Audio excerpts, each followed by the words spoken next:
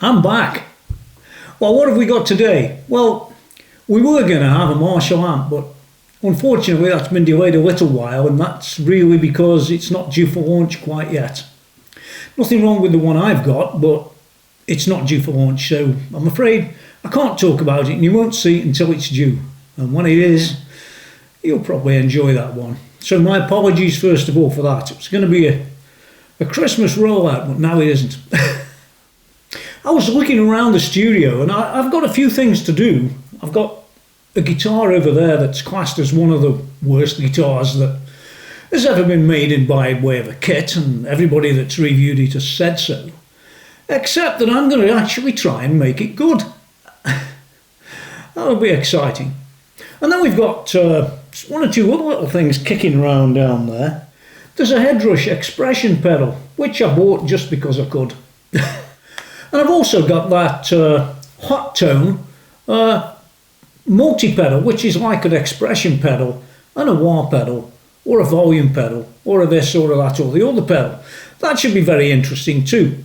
How'd you like to buy a Marshall amp for about £167? That's $200 to you. Oh, any Marshall? No. One like this one. Believe it or not. We've got some interesting things coming up, and they are interesting in their own way. And, you know, of all the people that watch this channel, there is a lot of people that watch it. There isn't quite as many that subscribe.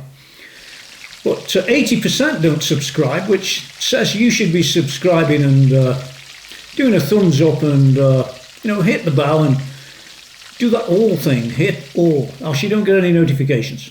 So with that out of the way, let's get on to what we're going to be doing today. What we're going to talk about, at least. There is no playing in this, so don't get frustrated. It's over Christmas after all. Now, as you might see, I've got a big fat pile of magazines in front of me. Now, these magazines, they're not any old magazine. They're not the current guitarist or guitar player or anything like that. These are a piece of history.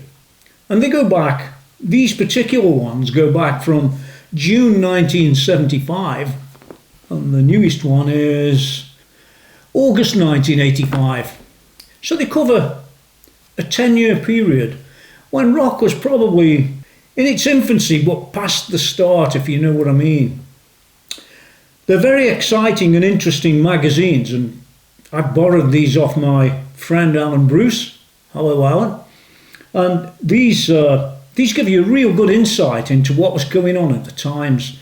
Now listen, a lot of guys that are out there that watch my channel have never seen anything like these. Anything, ever.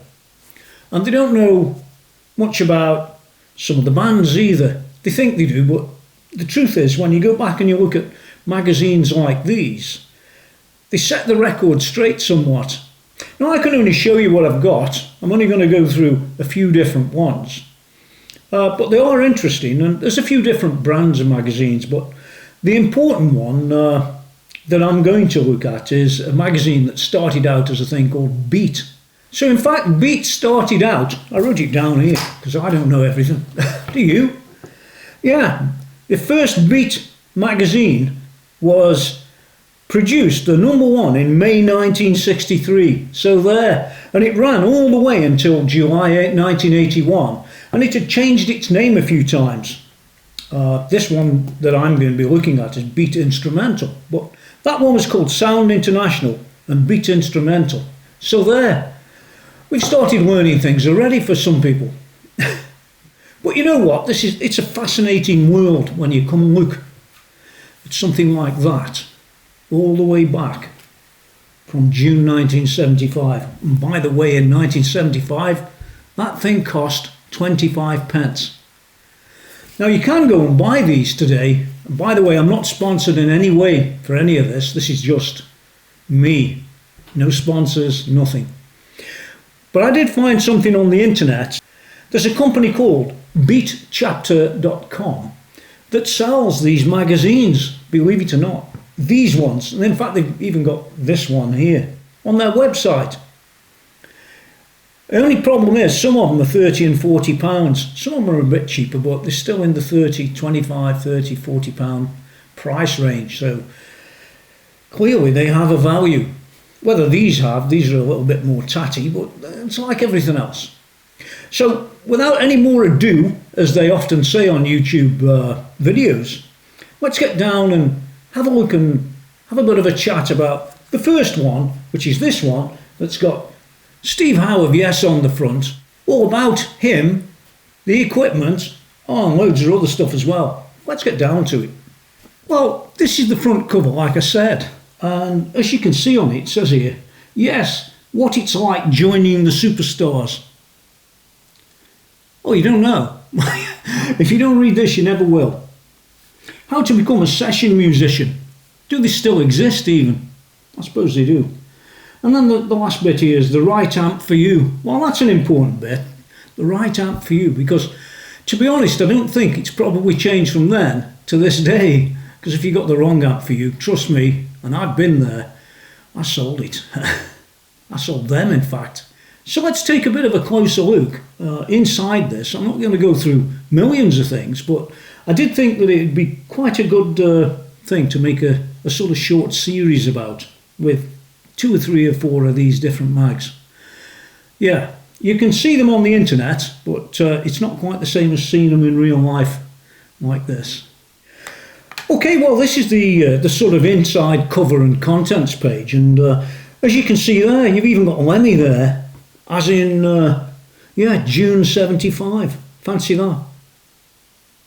And it says Lemmy likes to sound rough, very dirty, it says here. Well, no doubt he did. And there, is that him sitting on the top of there? He looks different than the Lemmy I knew, but I haven't looked at a magazine going back this far for a very long time. But you can see it there. And on the right-hand side here, we've got the important things like editorial and advertisement offices. This guy in this company, whoever it is, 58 Parker Street, London. Yeah, he won't be there now. So there he is, page 4. And who were we talking about joining the superstars? This was Patrick Moraz of Yes, discusses the problems of overnight stardom. You can imagine coming along there and walking in the shoes of other people who were equally good, or better, who knows, and seeing all the keyboards and the rest of it. And it does talk about it a little bit on that page, about the shock of the instruments and, oh my God, what am I going to do now? And I'm sure that had it been me, or even you, you'd have been the same. Very interesting stuff. And here we are on page 18. I love to see this stuff. This is all about A&R Men. What the A&R Men want, number 4, Phonogram. What they want, what they don't want, what they like to see when they get to see you, and what they don't like to see, and all that sort of stuff. Across the bottom of the page we've got Ginger Baker, Alex Harvey, Alan Stivell, and Status Quo, part of the Phonogram varied roster of artists, it says here. And there's a man in the left, Phonogram's A&R man, Nigel Grange. Never heard of him myself, but there you go. I'm sure them other guys had. It's all interesting stuff. Well, we've reached page 24 already and hit one of the subjects that I wanted to talk about a little bit. I'm only going to read what it says, but don't worry about that. You can't do it because you ain't got one. The right amp for you. Choosing that sound machine, it says here. And as you can see, there it goes. Apart from the money, the biggest problem facing today's musician when he's selecting gear is a staggeringly wide choice available. If only they knew. If they only knew what we've got today. Oh my God. It's probably worth mentioning that it wasn't always like this. It wasn't, I can tell you that. Those of us who remember early Beatles and Stones tours will recall. The choice in Britain, America was considerably better off at that time, was to say the least limited. Most amps were combinations or combos, and if you didn't fancy going for one of the obscure American brands, you were limited to 1 or 2 models. I think that's very fair to say. However, all this changed in a sudden rush during the early mid-60s, when bands like The Who and the Yardbirds decided that they needed more volume. They wanted to put over the powerful sounds and to drown out the screamers. You got any screamers in your bands? That That move towards massive amp setups blossomed out into a boom period for many small manufacturers, and since then the number of these is proliferating. You can say that again. Now, of course, there's huge amounts of them being made in China. Yeah. The very first thing to consider before parting with your money, it says here, is exactly what you need your amp for. There's no point buying the latest 2 kilowatt Loudon voice sprechen if you're limited to church halls and youth clubs, nor do you want a lead combo outfit if you're looking for a bass guitar amp. All these things are pretty obvious today, but were they so obvious then? Well, yeah, they were. Some obvious stuff going on in here, isn't there? Anyway, let's cut a little bit out. From the point of view of suitability, ask any dealer what he recommends. I wouldn't do that. Not today. He'll recommend the ones that don't sell. Tell me I'm wrong, go on. No reputable shop will sell you a lead guitar speaker for bass use, that's true. And none are going to be stupid enough to sell you a PA speaker or anything other than PA use, unless you insist on one, that is. Well, they're right in that respect, but regarding which brand and which amp, well, that's a whole nother ball game. It says here, the real problem, however, is one of sheer taste. Perhaps the worst thing in the whole amp market is the fashion aspect, which brings on especially good brands to the fore, to the extinction of another which is equally as good. The answer here is, if at all possible, to borrow one from a friend and try it out. Well, I'm not reading verbatim unless I can help it, but it takes me back to a period of time, myself, around this sort of time. Probably. Yeah, I think it was this sort of time. You ever remember H&H amps? That one, that little thin one. I'll probably put a picture on the screen or something. You'll probably remember it. In fact, there's ads inside here, and if I see one, I'll stop and show you. But H&H amps, I went to see Mark Bolan in a place called Trentham Gardens. Yeah, and there they were on stage. I saw quite a number of bands like Zeppelin and people like that. But there was Mark Bolan, and for the very first time I'd ever seen a H&H amp, there it was on stage in glorious luminescent green. Yeah, that's how they were. And I thought, I've got to have one of them. And back in the day when Anderton's was nothing but a corner shop, I bought one from them. Yeah, on credit. Yeah, because I didn't have any money. That's how life was. Yeah. Anyway, back to the story here. And you carry on down here. Another of the current headaches in the business is whether to move on to the solid state amps currently appearing or whether to stick with the good old faithful valve amps. Well, fancy me talking about an H&H amp, which is a basically transistor amp. Frankly, both types have their advantages, but some of the arguments run as follows. And you know what? Before I continue on this, I've never read this ever, but I'll guarantee that these arguments are here today. Tell me what you think below. Here we go. Firstly, valve amps are famous for their sound. You might have heard it as dirty. Secondly, it's easy to change valves on stage if necessary. And thirdly, it's tried and trusted and almost any shop can service them. Well, less so today, but they're still serviceable. On the other hand, solid-state transistor amps are reputed to be more reliable and less fragile. Because of the possibilities of electronic jiggery-pokery, they can have more in the way of tonal range. They are quite often lighter and easier to handle. I don't think they've got more tonal range. They've always sounded pretty, well, not very good. I think in the main, the regular transistor amps still sound pretty bad, really. Or the simulators, well, that's a different story. Anyway, it says here, the worst thing you can do is to buy the first thing you see. Yeah, I agree, H&H. Study the field and all the rest of it. And on it goes, and the arguments that are in here, they're all very much exactly what they are today. And if you was to replace the transistor amp with amp simulators, which I've got loads in this place, just the same, well, yeah, some guys will argue that they're better than the tube amp. Yet other guys that have got the tube amps could argue, oh no, the tube amp sounds better. It's got a better feel. And those same arguments went on, there you go, in June 1975. Unbelievable. Let's move on. Well, this next bit's page 36. And on 36, you've got an old favourite. Yeah, it's an instrument review. You've seen them more and more in the magazines these days. In fact, Guitarist magazine has almost turned into being a review magazine, as opposed to the olden days, I'll call them that, 1985 and onwards, I think something like that, where they used to have lots more about the learning of music and that sort of stuff than they do today. That there's no question. But here it is, back in 1975, a Gibson Les Paul Special, and this is one of the originals, of course. You can see a picture of it there on the screen now. Quite amazing.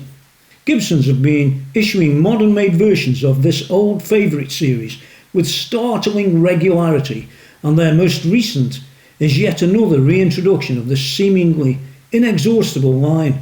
Why aren't they doing that again today? Here we are in 2022 near enough, and they're doing exactly the same today that they were doing in 1975. Reissue after reissue, fancy that. But interestingly, in 1971 I bought my first Gibson, and I bought it from a mail order catalogue called Kay's Catalogue of the time. And the reason I bought it from there is I couldn't afford to buy it any other way. It cost me £400 at that time. I haven't got a price on this one in here, which is a pity. But it cost me £400 in 1971. It was an SG special, and it had one of those Bigsby tremolos. Why did I buy it with that? Well, that's the only one they had. Anyway, enough of that. Gibson Les Paul Special. It's interesting to see, and you can see that they're doing it then and they're doing it now. What's changed? Nothing, except the price. You know, I'm on page 40 here, and as you can see, it's all about Judas Priest, and it says the next giant. And they weren't really very far wrong, were they? The only thing is that it took them a little while to get there. But I remember going to see Judas Priest at a local rock venue, which was called the Highwayman, near Cheadle in Staffordshire. Way back in the 70s it must have been. In fact, I know it was. But the stage they had was not really much wider than what I've got here on display. Well, you don't see all of it, but nearly all of it. By the way, you will see it coming up in a video I'm creating about the whole studio, of how it is now and how it was to get to this position. That'll be interesting. That'll be coming up presently. Some of it on the Evil Owl Studios channel, which is Evil Owl Studios as a channel on YouTube, and some of it on this one, my YouTube channel. So there's Judas Priest, and there they were on stage. I was as far away from them as you are where the camera's placed right now, so you couldn't want a better view. It was quite an amazing time, and they were a really good band, even back then. Really good band. So I can equate to this page 40 of Judas Priest, very personally, because I was there and I saw it. Yeah, pretty awesome people. Now I just want to spend 2 minutes on page 53, which is an advertisement for a company called Min's Music, distributors of the world's finest musical instruments. And on there, as you can probably see, they've got a number of things kicking around. In particular, one of the things I like to see is, is Gibson SG copy at £55.95 back in 1975. So the copies were around. There's also an FCN Gibson Les Paul copy at £57.25. A Fender Telecaster copy at £35.50. And bear in mind, all this is being advertised as Fender Strat copies, this, that and the other. They cover a whole number of different brands. So enough of that. Let's move on. Now on page 57 here, we've got a mixing desk. Yeah, it's not any old mixing desk, of course. This one, it says it makes sound sense to invest in Neve's new 8024. This is the year when money really counts. He's right, it did. It still does. You want to get the best that money can buy, it says here. That is why it makes sound sense to invest in Neve's new 8024. Well, it would be if you'd got one today, if you still got it. Yeah, it'd make sound sense that way. But would it have made sound sense in 1975 at the price of what the things were? Well, there's no prices on here, but you can mark my words. Some people would say it would have cost an arm and a leg. I think it would have cost both legs. But there it is. The 8024 has a lot of value for the money they proclaim. It's an investment backed by Neve's reputation for service to people whose businesses sound everywhere. What more can you say? I'm not going to argue with them. Are you? Tell me whether the Neve's new 8024 in 1975 would have been a, well, quote, a bargain. I doubt it. And again, I'm not going to spend long on this, but have a look at what's on the screen now, and there it is. It's proclaiming Nova Sounds Recording Studios Limited. 24-hour public car park adjacent to the studio. Steinway grand piano, available at no extra charge. Full air conditioning, separate vocal booth. Capacity up to 30 musicians on the car park. No, not. All facilities are up to and including 16 tracks. Now in 1975, 16 tracks, you can trust me, was the dogs. It says here, always a good sound from Nova, the friendly studio professionals like to use, and it was based at 27 to 31 Bryanston Street, Marble Arch, London. Are they there now? Well, probably not, but don't hold it against them. It's been a long time.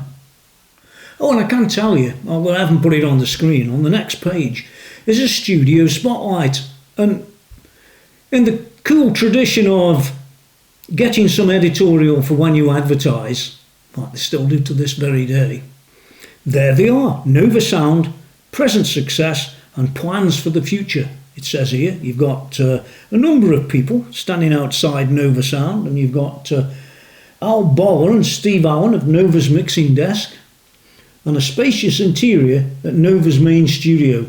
Well, it does look pretty good. By today's standards, of course, it's 16 track. You'd pull your nose up at it, wouldn't you? Yeah, you wouldn't have liked to know how much that would have cost. Oh, well, I have got a little section here that is the Beat Instrumentals Equipment Price Guide. And it says here, all prices are recommended retail. So whatever I'm talking about, you could have got it cheaper with a little bit of negotiating or Part X or whatever. So do bear that in mind, and I'll just cover a few of the major sort of brands that were kicking around at that time. They might shock you somewhat, but... well, here we go. Okay, well, on page 78, I'm looking at the CBS Arbiter section, and that covers Fender musical instruments. And the Stratocaster in Sunburst, at that time, was a whole £275.40. Scary. And if you wanted it with a tremolo, it was £318.60. Yeah, sort of not that far away from the £400 I paid for my SG, but we'll come to that if I can find Gibson in here, which I'm sure we can. Telecaster Deluxe, £334.80. It's not a lot of money. Telecaster Standard, £230.04. A Music Master, £138.24. A Mustang, £213.84. And as you go down here, they cover most things. I'm not going to carry on with that one, but I'll have a look to find another brand that you've heard of. Well, there is loads you've heard of, but not loads I'm going to cover. It's just an exercise to show you what's going on. Now, down at the bottom of page 79 is a little company called Roase Morris. What we're covering on these pages here is guitars, and one of the things that I noticed as I was scanning through was this bit here. It says here, Ned Cowan Hombre or a Ned Cowan Cody. Yeah, with a Bigsby, it was £152.15 for the Cody. Yeah, I had a Ned Cowan. Oh, before I bought... no, let me get this right. Well, in any case, I had an Ed Cowan.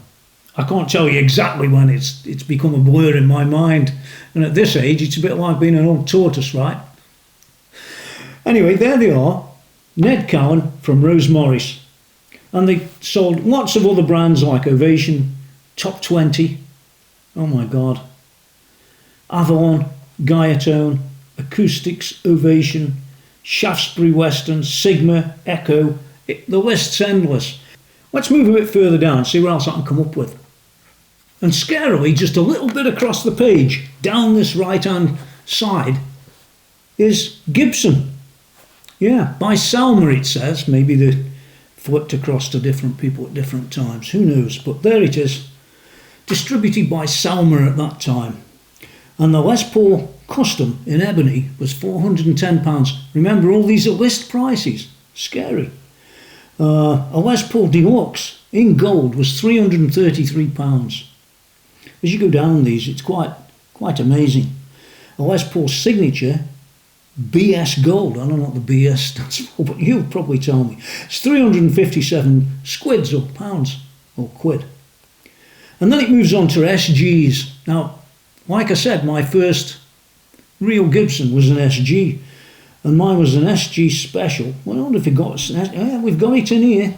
An SG Special Cherry, which mine was.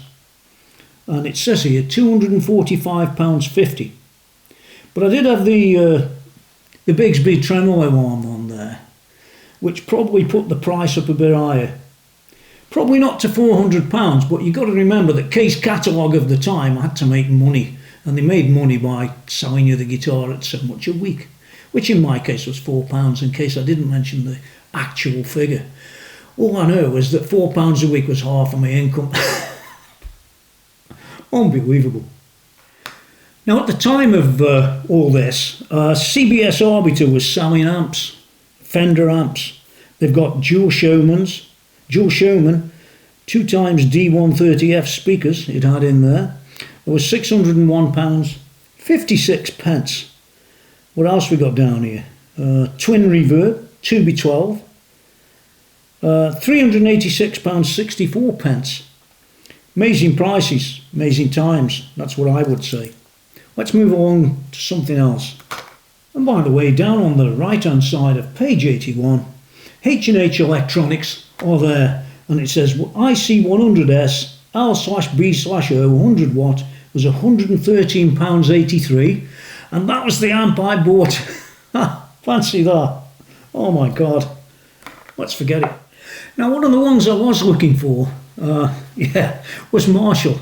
Anybody that's in England would really say that. Marshall was and is a force to be reckoned with. They're still around today, so it says a lot from the early 60s. But then again, there's a lot of other amp makers still around today too, but they've all had to change in their own way. But if we come down and take a look at some of these amps here, first one in the list, it says here a 1959 100 watt lead head is £167.70. It's one of these, 167 quid. How can you argue with that? And then we had the 1987 50 watt lead, which was £118.42. Think of the Gibson guitar costing me £400. Well, it was probably £300 plus what K's added to it, but the amp was half the price of the guitar. Quite scary. And then we can move on to all these other models that are down here, bass and artist and so on. 2068 100 watt artist, 177.58. A 1986 50 watt bass, 118.42. The 1960 and 1960A and 1960B cabs, just like, well, you can just see one there and you can see one over there. Those cost £145.60 back in the day. And I would guess that today they're £600 or £700 or £800. That's a guess. So as you go down them, oh my God, the prices are cheap at the time, but they're not cheap today, unfortunately. And then you've got Salma on the next queue, the next list, right at the side of it. And funny enough, they are selling Gibson amps. So a G10 was £78.75. The G20 was £117, G35 was £149, G55 with a phase shift was £248, and the G105 with a phase shift was £322. Now I don't know some of them amps. I never even seen them at that time. So how many did they actually sell? I don't know, but they're all there. Quite an interesting thing when you start looking through all this stuff. There are so many other brand names as well, many of which most people won't have heard of, but some people will. For example, I can see WEM over there. I'm not going to bother putting that in. No real point of doing it, but you get the idea, don't you? Oh, by the way, so people don't feel left out, they actually have a section for keyboards too, covering Baldwin, Bentley, Bussey and Hawkes, Diamond ARP. An ARP synthesizer would have cost you for a 2600 back in the day at £1,760, so that was really expensive. A 2900 Explorer was £399.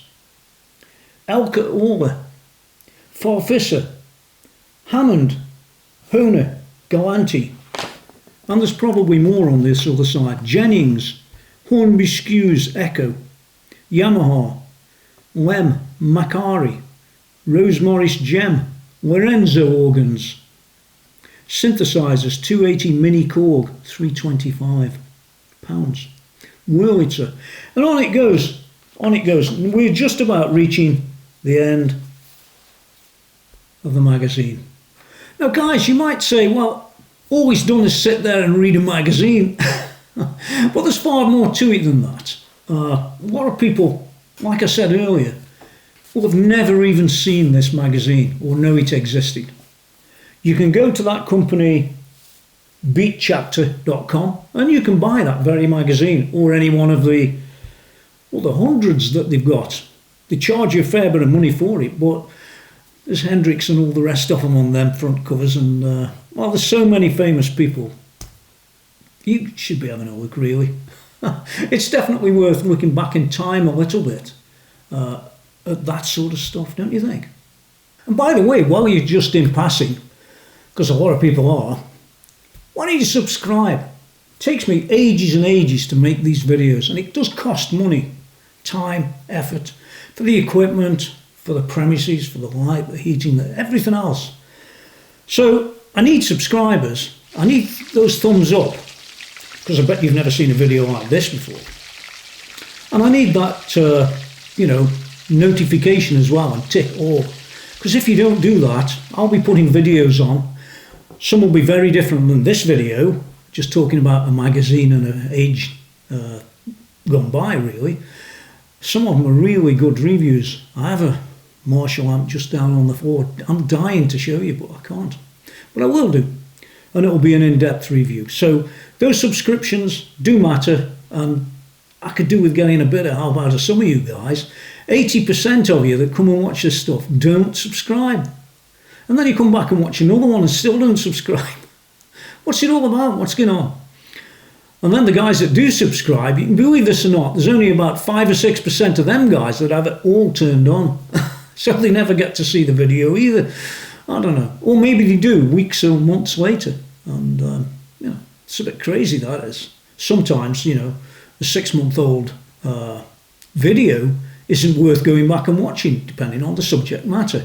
This one, I think, is, because it'll probably be here for many years, and people will look back on that June 1975, 25 pence beat instrumental, and go, wow, look at that. I have to say, I've got some of these magazines here that have got some very interesting stuff in. This one, if I do another one, this is the next one. And this one's from December 78, and this has actually got a Berman in it.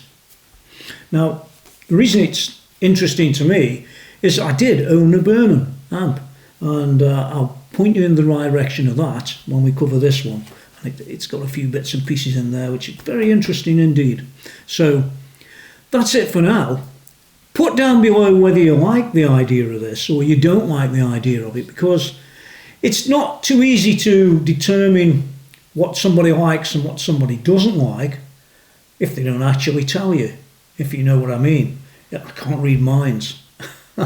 And the count isn't really the answer. Oh, how many people watched it? Well, that's not the answer either, because like I've said, a lot of people don't even get to find a video for a long time. And that's a pity. So until next time, I hope you like this one. I'm going to be doing some other reviews over the Christmas period, hopefully. I say hopefully, depends what mood I'm in, when I've got a bit more spare time. And then we'll get down to it. But always remember this, guys. The evil owl, there he is. Well, actually, there's a whole pile of them on here. See them? They're watching you, right? Now get out of here. Boom!